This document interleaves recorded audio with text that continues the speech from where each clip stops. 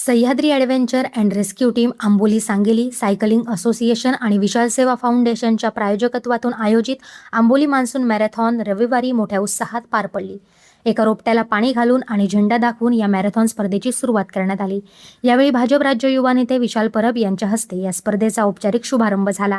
या मॅरेथॉनमध्ये महाराष्ट्र, कर्नाटक आणि गोवा या तिन्ही राज्यातून हजारो स्पर्धक सहभागी झाले होते.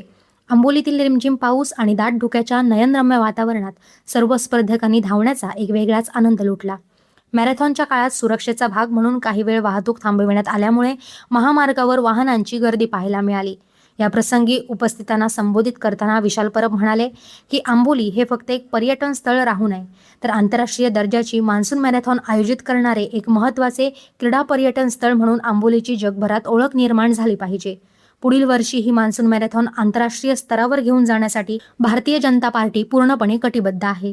या कार्यक्रमाला भाजप जिल्हाध्यक्ष प्रभाकर सावंत, जिल्हा पोलीस प्रमुख मोहन दहिकर, आंबोलीच्या माजी सरपंच सावित्री पालेकर, सह्याद्री रेस्क्यू टीमचे अध्यक्ष बाबल अल्मेडा, उपाध्यक्ष मायकल डिसोजा, पोलीस निरीक्षक अमोल चव्हाण, वाहतूक पोलीस शाखेच्या मुल्ला, तसेच विशाल परब आणि त्यांच्या पत्नी वेदिका परब, दिनेश गावडे, मोहिनी मडगावकर आणि उत्तम नार्वेकर यांच्यासह अनेक मान्यवर व्यासपीठावर उपस्थित होते.